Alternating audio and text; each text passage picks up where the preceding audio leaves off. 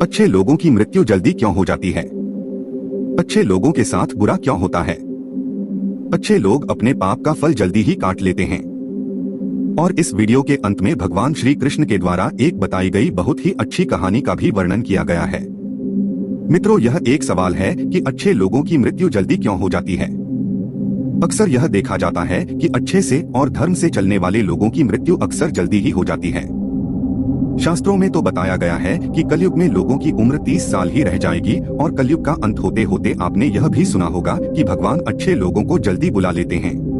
देरी न करते हुए वीडियो को शुरू करते हैं। मित्रों, यह फैसला तो भगवान ही करते हैं कि किसकी उम्र कितनी है। आप यह कहावत भी जरूर सुनेंगे कि जितनी चाबी भरी राम उतनी ही तमाशा करते हैं। दोस्तों, इस कहावत से साफ हो जाता है कि किसकी मृत्यु कब होती है यह भगवान ही तय करते हैं।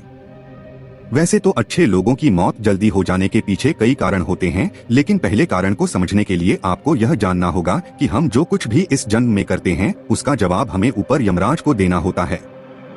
यदि उसका पाप का पलड़ा भारी होता है तो उसे नर्क में तपस्या काटनी पड़ती है, और यदि पुण्य का पलड़ा भारी हो तो उसे स्वर्ग का सुख मिलता है, और यही चक्र कई युगों तक चलता रहता है जब तक उसे मोक्ष की प्राप्ति नहीं होगी। इस मृत्युलोक में हर कोई अपने छोटे से कम के लिए आता है। अच्छे लोगों की मृत्यु जल्दी क्यों हो जाती है? कोई आत्मा इंसान बनता है तो कोई जानवर के शरीर में प्रवेश करता है, ये उसके संबंधित कर्मों के आधार पर ही तय होता है। इसके अलावा उनके जन्म देने वाले माता पिता के संस्कार भी उनके अंदर आते हैं। इसके बाद वो जो कर्म करेगा उसके होश से उसे पुण्यात्मा या फिर दुरात्मा कहा जाता है।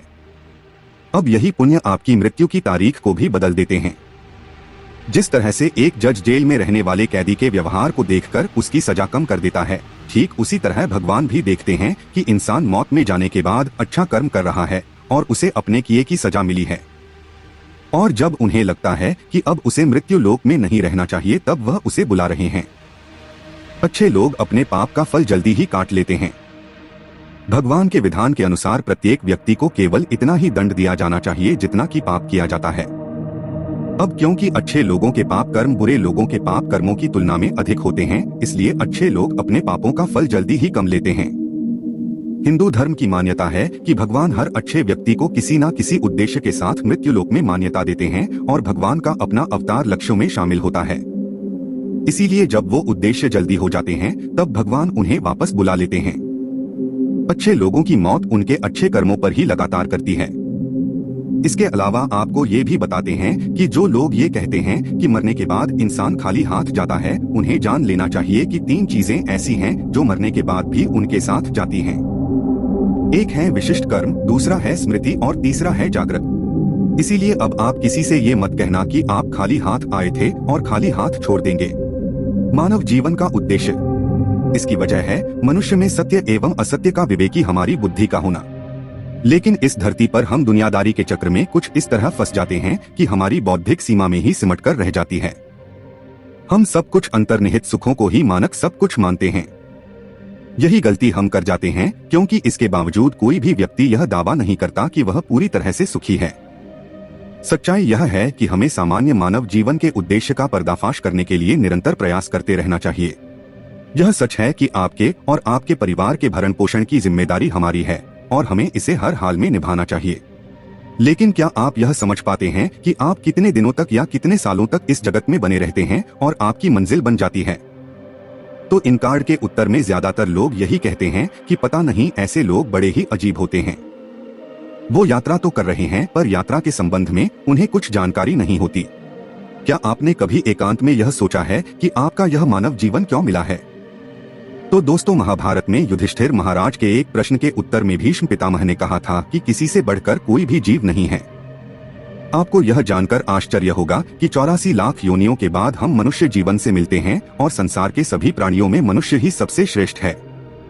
मित्रों, धर्म कोई सा भी क्यों ना हो, हर किसी में यही बताया गया है कि जिसने इस धरती पर जन्म लिया है उसकी मृत्यु निश्चित है। और अगर बात सनातन धर्म की करें तो इसकी एक मान्यता के अनुसार बच्चे के जन्म की छठी रात ही ब्रह्मा जी उसकी किस्मत लिख देते हैं, जिसमें उसके आने वाले कल जैसे विवाह, पढ़ाई, नौकरी, यहाँ तक की मृत्यु की तारीख तक शामिल होती है।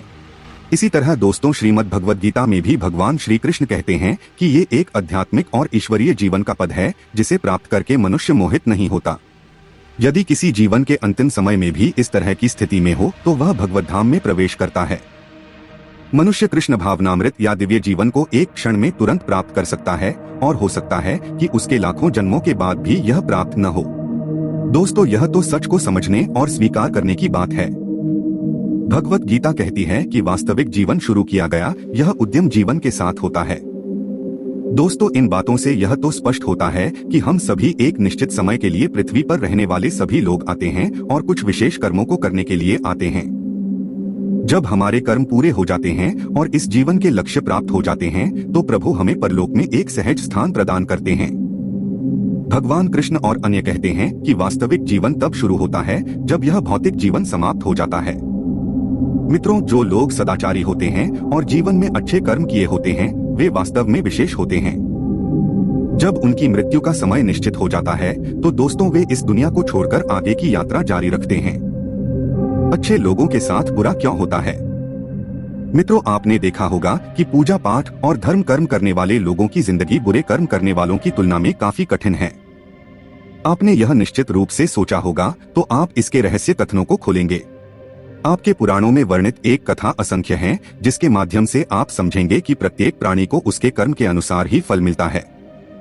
अगर कोई अच्छा कर्म करता है तो उसे अच्छा फल मिलता है और अगर कोई बुरा कर्म करता है तो उससे दुख मिलता है। श्री कृष्ण ने कहा कि एक गांव में दो आदमी काम कर रहे थे। उनमें से एक बड़ा ही धार्मिक था और रोज मंदिर जाता था और भगवान की पूजा करता था, लेकिन दूसरा आदमी नास्तिक था और वह भी रोज मंदिर गया था और वहां से उसने जूते चप्पल और दाल पत्ती से पैसे चुरा लिए थे। एक दिन उस गांव में बहुत जोर की बारिश हो रही थी और उस समय मंदिर में पुजारी के अलावा और कोई नहीं था। नास्तिक वाला मंदिर गया और उसने तुरंत ही सारा धन चुरा लिया और वहां से चला गया। उसी समय आस्तिक वाला आदमी भी मंदिर गया और भगवान की पूजा करने लगा। उसी समय मंदिर के पुजारी ने उसे देख लिया और उसे ही चोर समझ लिया। गांव के बाकी लोग भी आ गए और बचकर निकल गए। रास्ते में वह एक बार टकराया और घायल हो गया। आस्तिक व्यक्ति को वह व्यक्ति मिला जिसने मंदिर में चोरी की थी। करोड़ों कल्प जाने पर भी पाप कर्म का बिना भोगे नाश नहीं होता। कुछ समय बाद दोनों व्यक्तियों की मृत्यु हो गई और वहां आस्तिक व्यक्ति ने यमराज से पूछा कि उसके साथ ऐसा क्यों हुआ। यमराज ने कहा कि जिस दिन तुम पर झूठा आरोप लगाया गया था उस दिन तुम्हारा जीवन समाप्त हो गया था, लेकिन तुम्हारे द्वारा किए गए अच्छे कर्मों के कारण तुम बच गए। यमराज ने कहा कि दूसरी ओर किसी व्यक्ति के भाग्य में एक राजा बनना लिखा था, लेकिन उकेसे पाप कर्मों के कारण वह एक मामूली चोर बना रहा। मित्रों, दूसरे और शास्त्रों में यह भी बताया गया है कि करों कल्प अनुमान जाने पर भी पाप कर्म का बिना भोगे नाश नहीं होता। इसलिए जो व्यक्ति पाप करता है वह हो सकता है कि आज खुश हो, लेकिन उसे अपने पाप का फल कभी नहीं तो कभी छोटा नहीं मानता। इसी तरह से एक कहानी यह भी है कि एक बहुत ही ज्यादा पापी व्यक्ति एक रास्ते से जा रहा था और वहां बहुत सारा सोना मिल गया, और जब उसी रास्ते से एक अच्छा और धर्मात्मा व्यक्ति जा रहा था जिसे कांटा लग गया और वह जोर से जमीन पर गिर गया। वहां के कुछ लोगों ने सोचा कि यह तो बड़ा गलत हो गया और फिर वे दोनों आदमियों का चक्कर ले गए एक पंडित को दिखाई दिए। पंडित जी ने बताया कि वह जो पापी व्यक्ति है उसकी नियति में राजा बना था, लेकिन उसके द्वारा पाप के कारण उसे इतना सोना ही केवल मिल पाया है। दूसरी ओर भले ही किसी भी धर्मात्मा के जीवन का आज आखिरी दिन था, लेकिन उसके द्वारा अच्छे कर्म किए गए क्योंकि उसे केवल एक कांटा ही लगा और वह बच गया। क्या अच्छे कर्म करके बुरे कर्मों के फल से बचा जा सकता है? शास्त्रों में बताया गया है कि व्यक्ति को अपने अच्छे और बुरे कर्मों के फल अवश्य ही पड़ने वाले होते हैं। अच्छा कर्म करने से अच्छा फल मिलता है और बुरा कर्म करने से बुरा फल मिलता है। हमें अच्छे और बुरे दोनों कर्मों के फल भोगने वाले हैं। भगवत गीता में भगवान श्री कृष्ण कहते हैं कि कर्म की गति आसान नहीं है। इसका मतलब यह है कि यह फाइल बड़ी मुश्किल है कि हम में से कौन जन्म से कर्म करेगा और कौन जन्म में हमें उसका फल मिलेगा। हो सकता है जिस पाप के कारण आज आपके साथ बहुत बुरा हुआ कि आपने हजारों जन्म पहले किए हो। इसके अलावा हो सकता है कि आपने कोई पाप अनजाने में किया हो जिसके बारे में आपको कुछ पता ही न हो। क्या धोखे से सबसे नए पाप कर्म का फल मिलता है? कर्म का सिद्धांत अचूक है। यदि आप कोई गलत कर्म करते हैं तो आपको उसका फल अवश्य मिलता है, चाहे आप उसे जानबूझकर या अनजाने में। शास्त्रों में एक बहुत ही अच्छा उदाहरण देखने को मिलता है, जो यह है कि अगर आप अनजाने में छुए तब भी आपका हाथ तो जलेगा ही। शास्त्रों में ऐसी कई कहानियां इसी तरह से होती हैं कि अनजाने में पाप का फल भी लोगों को मिल जाता है। एक कहानी है पांडवों के पिता महाराज पांडु की, जिन्होंने एक हिरण को तीर मार दिया। वे उस समय नहीं जानते थे कि एक ऋषि ने हिरण का रूप धारण किया था और ऋषि ने उन्हें श्राप दिया था, जिसके कारण आगे चलकर उनकी मृत्यु हो गई। शास्त्रों के अनुसार क्षत्रिय राजाओं को शिकार करने की छूट है और हिरण को गिराना कोई पाप नहीं था, लेकिन पांडु यह नहीं जानते थे कि हिरण के रूप में वे एक ऋषि हैं, जिनके कारण वे इतने भयंकर श्राप मिले कि उनकी मृत्यु हो गई। दोस्तों, वीडियो के अंत में आप लोगों से रिक्वेस्ट ही है कि अगर आपको यह वीडियो जरा सा भी अच्छा लगा हो तो मेरे चैनल को सब्सक्राइब, वीडियो को एक लाइक करके कमेंट में जय श्री कृष्ण जरूर लिखें। मिलते हैं नए वीडियो के साथ।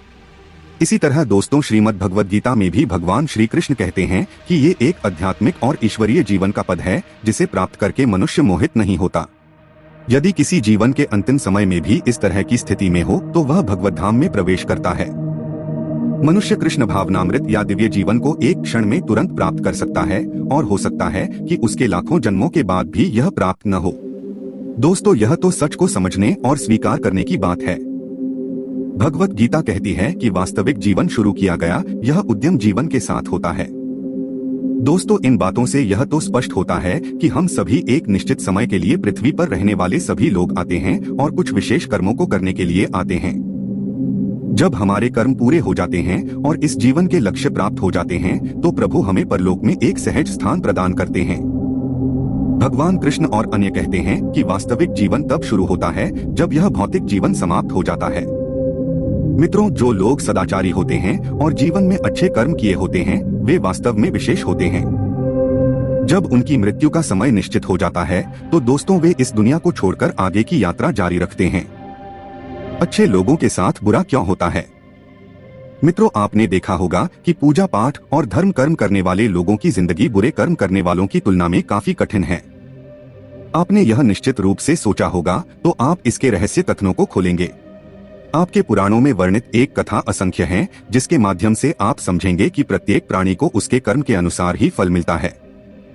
अगर कोई अच्छा कर्म करता है तो उसे अच्छा फल मिलता है और अगर कोई बुरा कर्म करता है तो उससे दुख मिलता है। श्री कृष्ण ने कहा कि एक गांव में दो आदमी काम कर रहे थे। उनमें से एक बड़ा ही धार्मिक था और रोज मंदिर जाता था और भगवान की पूजा करता था, लेकिन दूसरा आदमी नास्तिक था और वह भी रोज मंदिर गया था और वहां से उसने जूते चप्पल और दाल पती से पैसे चुरा लिए थे। एक दिन उस गांव में बहुत जोर की बारिश हो रही थी और उस समय मंदिर में पुजारी के अलावा और कोई नहीं था।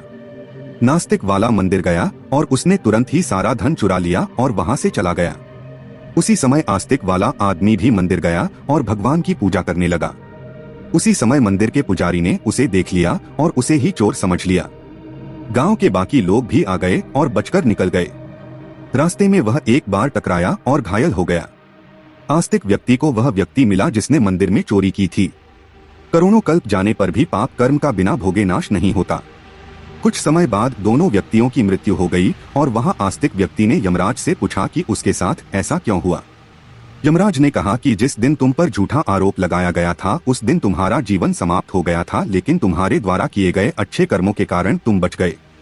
यमराज ने कहा कि दूसरी ओर किसी व्यक्ति के भाग्य में एक राजा बनना लिखा था, लेकिन उकेसे पाप कर्मों के कारण वह एक मामूली चोर बना रहा। मित्रों, दूसरे और शास्त्रों में यह भी बताया गया है कि करों कल्प अनुमान जाने पर भी पाप कर्म का बिना भोगे नाश नहीं होता। इसलिए जो व्यक्ति पाप करता है वह हो सकता है कि आज खुश हो, लेकिन उसे अपने पाप का फल कभी नहीं तो कभी छोटा नहीं मानता। इसी तरह से एक कहानी यह भी है कि एक बहुत ही ज्यादा पापी व्यक्ति एक रास्ते से जा रहा था और वहां बहुत सारा सोना मिल गया, और जब उसी रास्ते से एक अच्छा और धर्मात्मा व्यक्ति जा रहा था जिसे कांटा लग गया और वह जोर से जमीन पर गिर गया। वहां के कुछ लोगों ने सोचा कि यह तो बड़ा गलत हो गया और फिर वे दोनों आदमियों का चक्कर ले गए एक पंडित को दिखाई दिए। पंडित जी ने बताया कि वह जो पापी व्यक्ति है उसकी नियति में राजा बना था, लेकिन उसके द्वारा पाप के कारण उसे इतना सोना ही केवल मिल पाया है। दूसरी ओर भले ही किसी भी धर्मात्मा के जीवन का आज आखिरी दिन था, लेकिन उसके द्वारा अच्छे कर्म किए गए क्योंकि उसे केवल एक कांटा ही लगा और वह बच गया। क्या अच्छे कर्म करके बुरे कर्मों के फल से बचा जा सकता है? शास्त्रों में बताया गया है कि व्यक्ति को अपने अच्छे और बुरे कर्मों के फल अवश्य ही पड़ने वाले होते हैं। अच्छा कर्म करने से अच्छा फल मिलता है और बुरा कर्म करने से बुरा फल मिलता है। हमें अच्छे और बुरे दोनों कर्मों के फल भोगने वाले हैं। भगवत गीता में भगवान श्री कृष्ण कहते हैं कि कर्म की गति आसान नहीं है। इसका मतलब यह है कि यह फाइल बड़ी मुश्किल है कि हम में से कौन जन्म से कर्म करेगा और कौन जन्म में हमें उसका फल मिलेगा। हो सकता है जिस पाप के कारण आज आपके साथ बहुत बुरा हुआ कि आपने हजारों जन्म पहले किए हो। इसके अलावा हो सकता है कि आपने कोई पाप अनजाने में किया हो जिसके बारे में आपको कुछ पता ही न हो। क्या धोखे से सबसे नए पाप कर्म का फल मिलता है? कर्म का सिद्धांत अचूक है। यदि आप कोई गलत कर्म करते हैं तो आपको उसका फल अवश्य मिलता है, चाहे आप उसे जानबूझकर या अनजाने में। शास्त्रों में एक बहुत ही अच्छा उदाहरण देखने को मिलता है, जो यह है कि अगर आप अनजाने में छुए तब भी आपका हाथ तो जलेगा ही। शास्त्रों में ऐसी कई कहानियां इसी तरह से होती हैं कि अनजाने में पाप का फल भी लोगों को मिल जाता है। एक कहानी है पांडवों के पिता महाराज पांडु की, जिन्होंने एक हिरण को तीर मार दिया। वे उस समय नहीं जानते थे कि एक ऋषि ने हिरण का रूप धारण किया था और ऋषि ने उन्हें श्राप दिया था, जिसके कारण आगे चलकर उनकी मृत्यु हो गई। सहस्त्रों के अनुसार क्षत्रिय राजाओं को शिकार करने की छूट है और हिरण को गिराना कोई पाप नहीं था, लेकिन पांडु यह नहीं जानते थे कि हिरण के रूप में वे एक ऋषि हैं, जिनके कारण वे इतने भयंकर श्राप मिले कि उनकी मृत्यु हो गई।